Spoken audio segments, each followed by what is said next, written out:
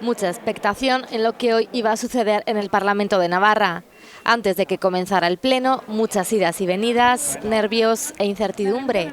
La mirada puesta también en los dos componentes de la mesa de edad, Alberto Bonilla, con 28 años, el más joven de la Cámara y que se estrena también como parlamentario por Navarra Suma. Hasta ayer lo llevaba bien, pero ya por la noche un poquito más nervioso, sobre todo a ver si pronuncio bien todos los nombres, nadie se enfada, todos los apellidos y que salga bien la jornada, que sea una jornada tranquila y que demos sobre todo ejemplo a toda la ciudadanía de Navarra.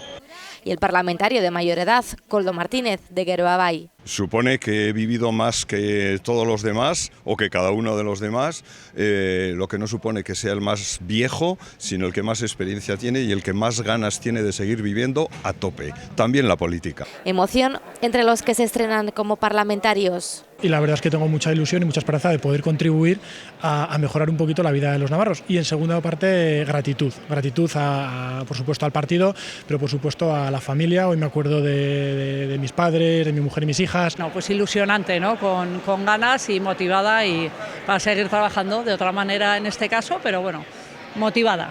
Y entre los invitados, algunos que lo han sido en la última legislatura. El Parlamento de Navarra siempre va a ser nuestra casa y hoy venimos con mucha nostalgia y con muchas ganas también. Sí que es verdad que la política siempre me ha interesado y para mí esto es un cambio circunstancial. Yo voy a seguir participando políticamente y estando en los sitios donde hay que estar. La tribuna de invitados a rebosar, entre las más destacadas, ella, la portavoz nacional de Ciudadanos, Irene Arrimadas, también el exalcalde de Pamplona, Joseba Sirón, el alcalde de Tudela, Alejandro Toquero, el delegado del Gobierno en funciones, el presidente de la Cámara de Comercio o los secretarios generales de UGT y Comisiones Obreras de Navarra.